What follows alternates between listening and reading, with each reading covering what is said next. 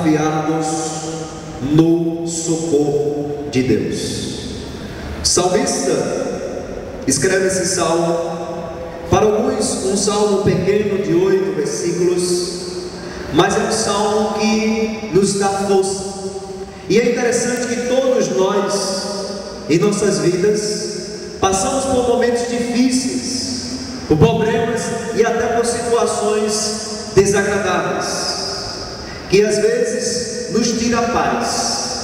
Isso é uma realidade, porque certa vez, Jesus, os irmãos já sabem, mas nós precisamos ficar, como diz o ditado, encharcados com a palavra do Senhor. Quanto mais tê-la no coração, tê-la na mente, gravadinha, melhor será para nossas vidas. Jesus, quando disse: deixe-vos a paz, no mundo tereis aflição, mas tende bom ânimo, porque eu venci o mundo. Ele sabia que diante dos momentos difíceis, diante dos momentos de problemas, de situações desagradáveis, sabemos que mesmo sendo cristão, como ser humano, não temos paz. E o salmista nos traz aí algumas razões para que a gente possa confiar em Deus. E essas situações nos levam a buscar uma solução.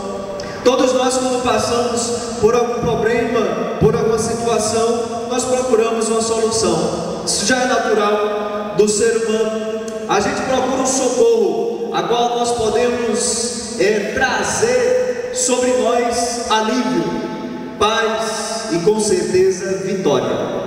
E é interessante que também as pessoas costumam procurar diversos lugares em socorro. Até a gente, seres humanos, quando nós estamos muito bem na nossa relação com Deus, quando nós estamos muito bem atualizados na nossa vida devocional, quando passamos por lutas, aflições, nós procuramos uma válvula de escape e esquecemos que a primeira válvula de escape é Deus.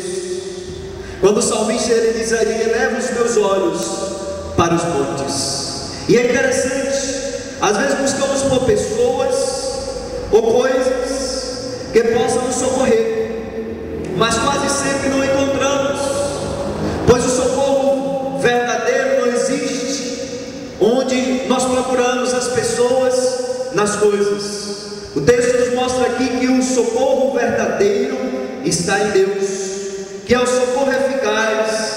Por isso que o salmista Davi, um homem segundo o coração de Deus, um homem fraco, um homem também, para mim, quando estudo o livro ou o personagem Davi, é um dos homens mais sensíveis da Bíblia, né? Quando a gente lê todo o salmo, a gente vê essa sensibilidade de Davi. Principalmente, ele é sensível a ouvir a voz do Espírito Santo, a ouvir o que Deus tem para ele. E Davi foi um dos homens que passou mais lutas na vida. São 3 homens: Jó, em primeiro lugar, em segundo lugar, o apóstolo Paulo e o nosso irmão Davi. E ele, quando escreve esse salmo e fala sobre a fidelidade do Senhor na guarda dos homens, ele vai trazer 8 razões. A primeira razão que ele nos traz é que o nosso socorro está em Deus. O versículo 1, o salmista certamente estava passando por situações difíceis, por isso que ele buscou socorro em Deus. Quando ele levanta a voz e diz: eleva os olhos para os montes, de onde me virá o socorro? Ele estava ali tendo convicção, certeza de que o socorro dele para aquele momento de dificuldade, que eu não sei qual era a dificuldade que ele estava passando, era Deus. E nessa manhã, todos nós estamos aqui na casa do Senhor. Alguns tiveram dificuldade por causa da chuva e outras questões, mas todos nós somos vitoriosos, mas também passamos por lutas na vida. E nós devemos colocar essa primeira razão, a começar de mim, para confiarmos no socorro de Deus, que o nosso socorro vem do Senhor. E é interessante os montes, quando Davi fala aí nesse texto, os montes monte citado neste texto era um local onde ficava o templo, e era naquela época representada pelo povo, ou a consciência do povo. Eles tinham consciência que o monte representava o templo e que Deus estava no meio do templo, no meio do povo. Por isso que Davi diz: eleva os meus olhos para os montes. Os montes aqui não eram os montes que no local que ele está. É essa tônica, que os montes que ele fala era o templo do Senhor, e ali dentro do templo do Senhor ele cria que estava a presença do Senhor, né? Aí a gente pode até imaginar: mas pastor, Jesus, quando dialogou com a mulher samaritana, ele disse que os verdadeiros adoradores adoram ao Pai em espírito e em verdade, não precisava ir para o monte, né? Naquele momento era uma questão espiritual, uma questão cultural, mas no nosso contexto hoje, os nossos montes é Deus. Quando ele diz: eleva os meus olhos para os montes. E é interessante nesse versículo que a gente vê uma coisa que nós também podemos aprender: é que quando estamos passando por lutas, dificuldades, nem todo mundo fica de cabeça levantada, né? Alguns ficam de cabeça baixa, cabisbaixo. Quem sabe Davi também estava. Aí ele diz: elevar é levantar os nossos olhos para o monte, para Deus. O salmista busca e encontra a presença de Deus, pois ele sabe que o seu socorro está em Deus. É a primeira razão que nós devemos guardar no nosso coração, na nossa vida. Não importa a situação que estejamos a passar, que o nosso socorro vem de Deus. É a primeira razão. A segunda razão que esse salmo nos traz de confiarmos no socorro de Deus é que o socorro de Deus é certo. O socorro de Deus é certo. O salmista, mesmo fragilizado, quando ele diz: eu elevo os meus olhos para o monte, e ele faz uma pergunta a si mesmo: de onde me virá o socorro? O meu socorro vem do Senhor, que fez os céus e a terra. Socorro aqui não é o socorro do SAMU, né? Que às vezes a vítima morre por causa do trânsito, por causa de algumas questões, e o SAMU não chega lá. Socorro aqui não é o socorro do bombeiro, né? Que às vezes, por questões de infraestrutura da cidade e outras questões, quando ele chega lá só tem a brasa, né? Ou então aquela pessoa que precisava de socorro não tem como mais socorrer. Semana eu estava observando como é difícil o trabalho desses dois profissionais, e que às vezes a sociedade não valoriza tanto o socorro, né? Mas esse socorro aqui que Davi está dizendo, esse é certo. Não tem trânsito, não tem hora, não tem momento. Quando a gente aciona esse socorro com os joelhos no chão e levanta os olhos, esse socorro é bem, é certo, né? O salmista diz assim: se ele fez o céu e a terra, será que ele não tem poder? Será que ele não tem soberania? Será que ele não tem autoridade para me socorrer? Tem. Por isso que nesta manhã, se muitos de nós chegamos aqui triste, desiludido, decepcionado, eu tenho plena certeza que o socorro certo de Deus para você está aqui. E é interessante, irmãos, não há qualquer dúvida de que Deus viria socorrer o salmista. O salmista poderia ter dito: o meu socorro, eu acho, vem do Senhor, ou o meu socorro talvez venha do Senhor, mas ele foi enfático e creu em Deus. Ele disse: o meu socorro vem do Senhor. E o texto mostra aí uma individualidade, uma particularidade, o meu. Convicção, né? Estamos numa era, irmãos, já escutei muito isso, não concordo, não tem na Bíblia, na era da teologia da prosperidade. Sempre toco nisso porque essa teologia é muito nova, e eu creio que na Bíblia tem prosperidade, porque quando a gente pensa em prosperidade, a gente pensa logo em dinheiro, né? Mas prosperidade na Bíblia não só está no dinheiro.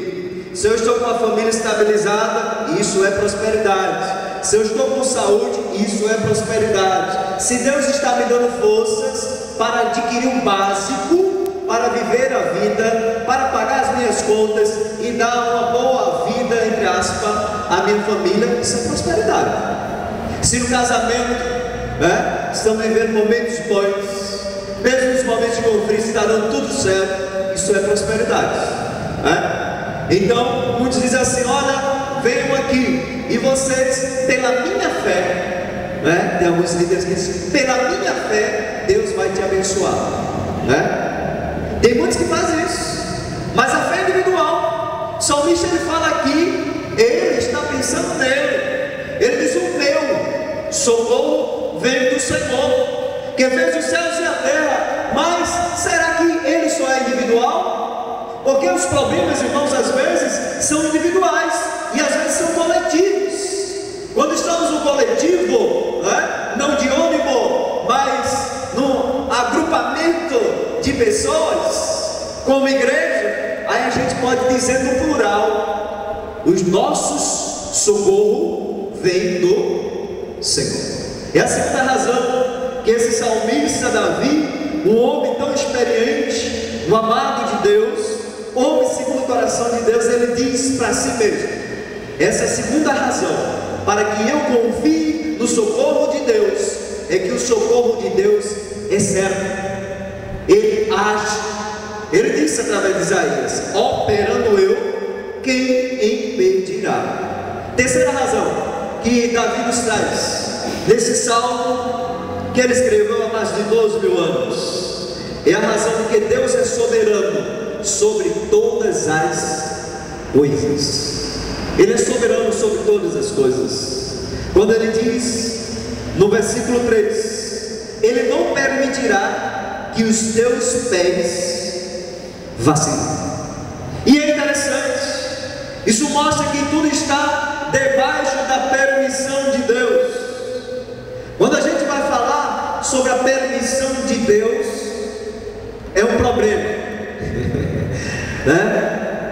principalmente na escola bíblica dominical, fica naquela questão do mal, do bem.